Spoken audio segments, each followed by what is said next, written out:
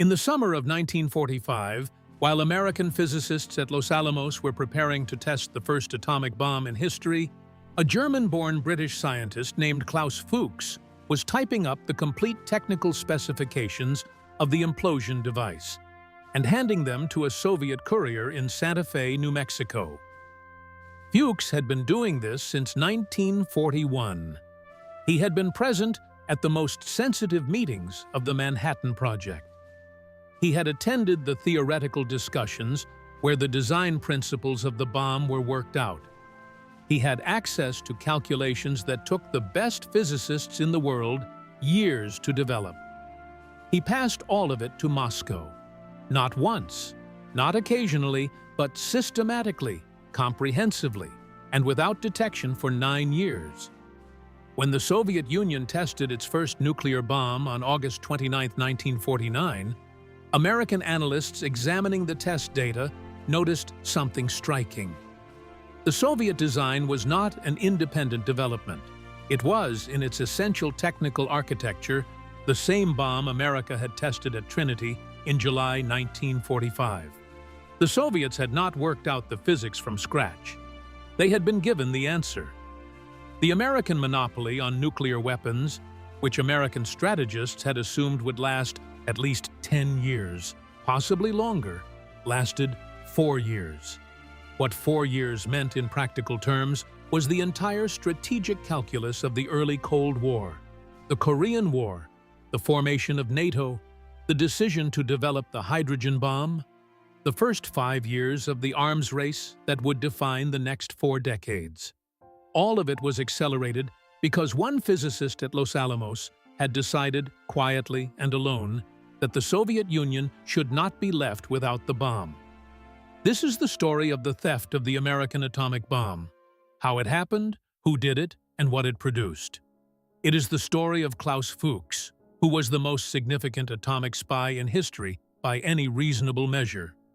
It is the story of Julius and Ethel Rosenberg, who were executed for their role in a spy network whose actual damage to American security was, in some respects, less than the prosecution claimed, and whose trial was, in other respects, one of the most consequential miscarriages of justice of the McCarthy era.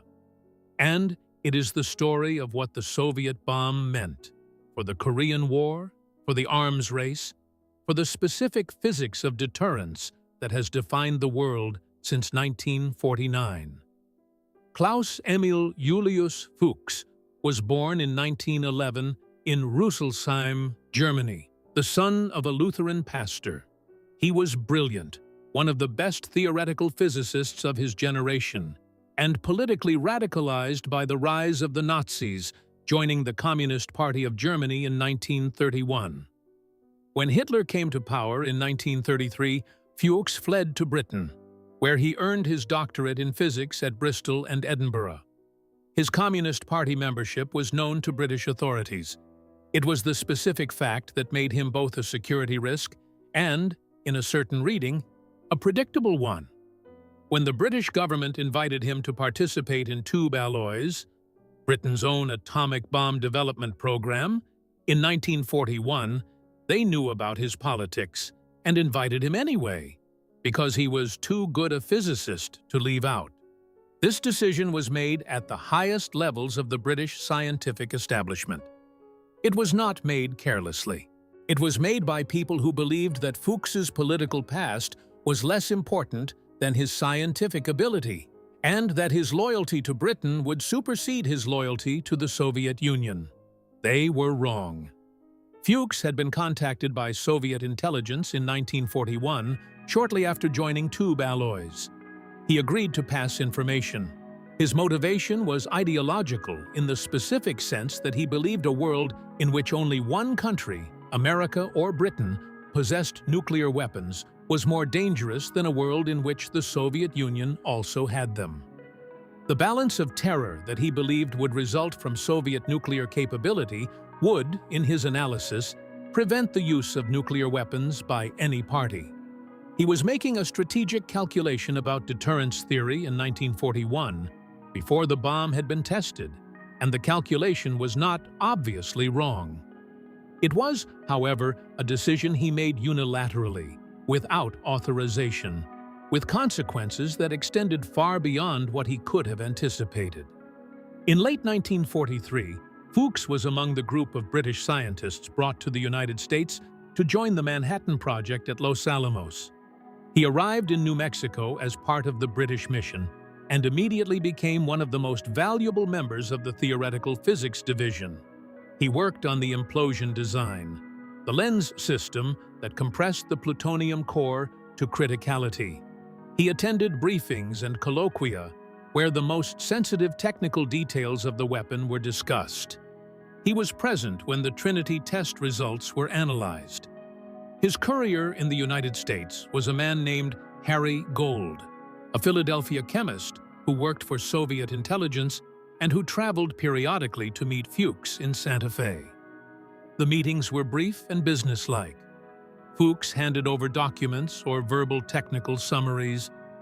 Gold took them to New York, where they were passed to a Soviet diplomatic contact. The material went to Moscow, where it was evaluated by Soviet weapons scientists and incorporated into the Soviet design program. Julius Rosenberg was a different kind of spy from Fuchs.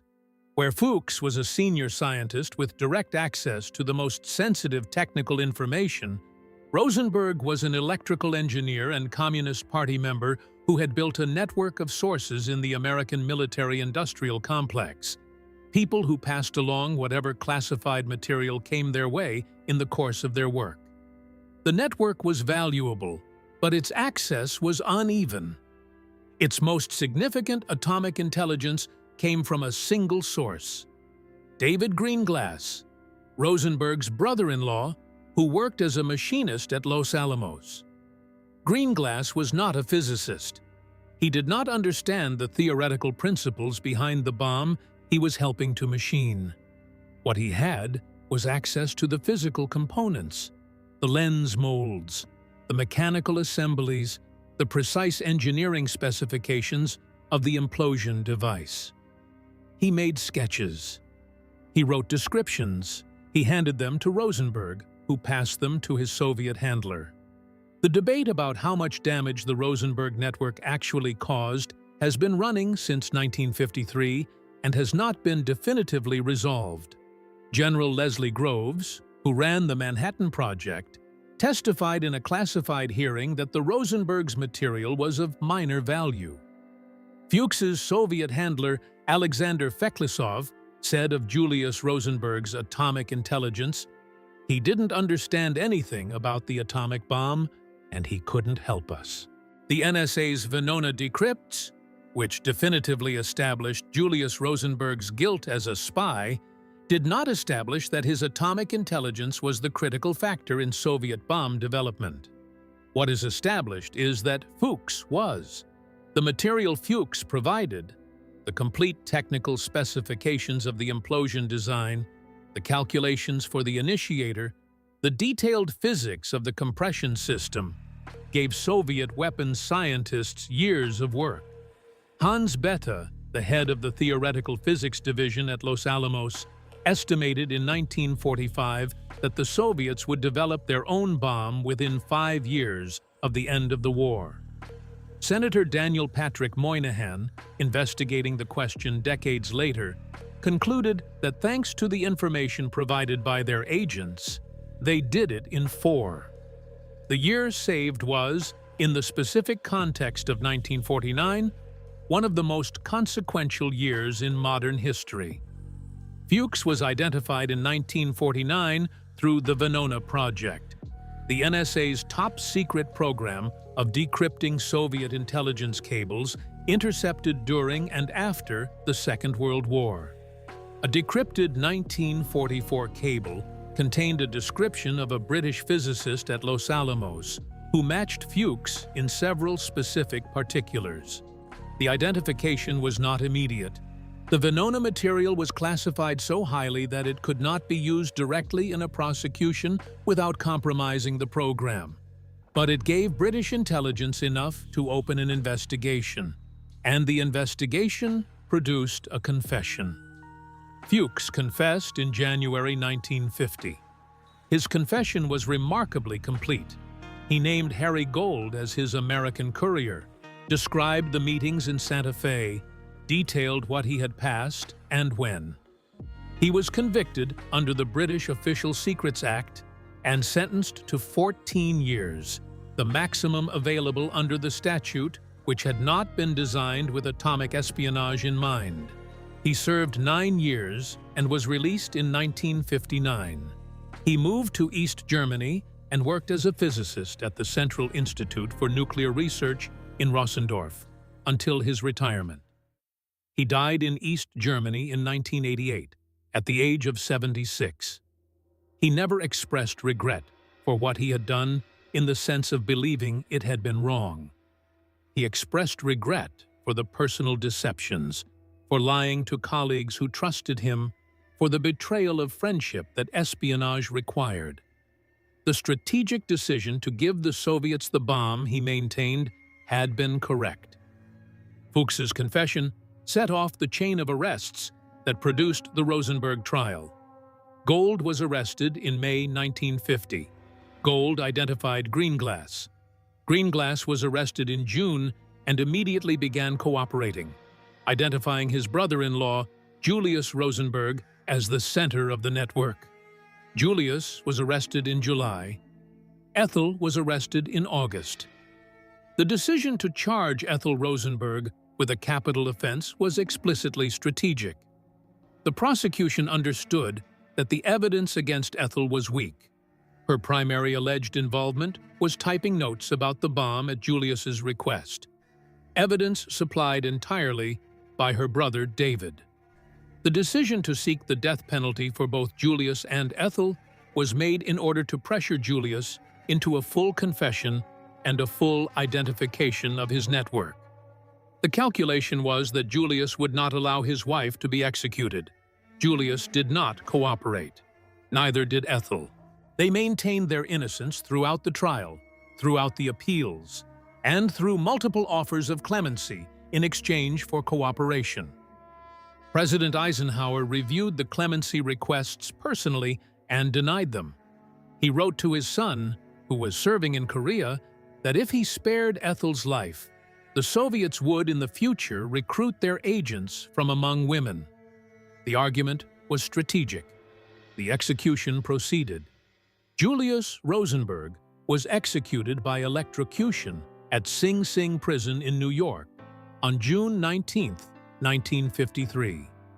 He died after the first application of current. Ethel Rosenberg was executed immediately after. The first application of current did not kill her, nor the second, nor the third. The attending physician checked her pulse and found her heart still beating. 2 more applications were required. She was 37 years old. Her 2 sons, Michael and Robert, aged 10 and 6, were in the care of friends. David Greenglass, whose testimony convicted her, served 15 years and was released. He later admitted that his testimony about Ethel typing the bomb notes had been fabricated, that he had lied to protect his own wife, Ruth, from prosecution. The specific act that sent his sister to the electric chair was, by his own later account, a lie. He died in 2014 at the age of 92, having lived 40 years longer than the sister he testified against. The Venona project that identified Fuchs was not declassified until 1995, 46 years after it began producing the intelligence that broke the atomic spy ring. The specific cable that identified Fuchs, the intercepts that confirmed Julius Rosenberg's guilt, the full extent of Soviet penetration of the Manhattan Project, all of this was known to the NSA, the FBI, and senior American officials from the late 1940s onward, and none of it was disclosed publicly for nearly half a century. The reason for the secrecy was the program itself. Revealing the Venona material would have told the Soviets that their wartime communications had been broken, compromising an intelligence capability that was still producing valuable material decades after the war. The Rosenbergs were tried and convicted on evidence that was legally weaker than what the government actually had. The full proof of Julius's guilt was in the NSA's files and could not be used in court.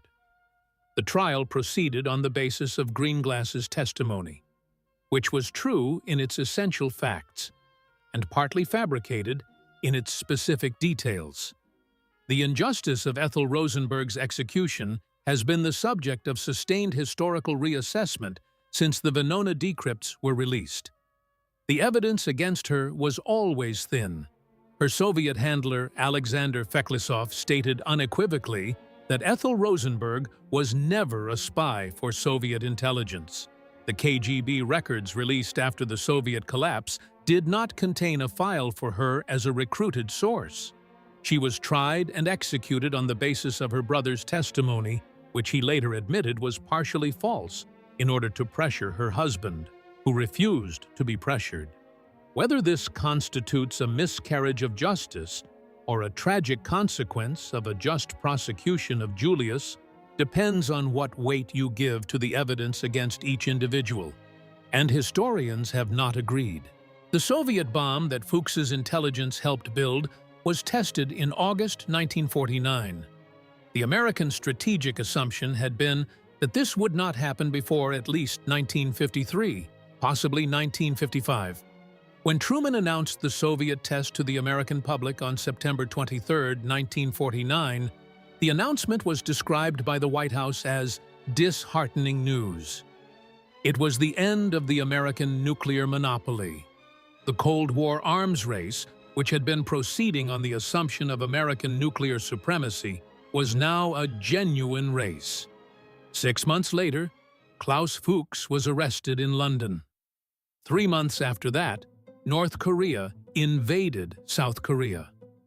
The Korean War, which killed over 3 million people, was made possible in part by the strategic calculation that the Soviet nuclear capability had changed the balance of power sufficiently that a proxy conflict could be sustained without triggering American nuclear retaliation.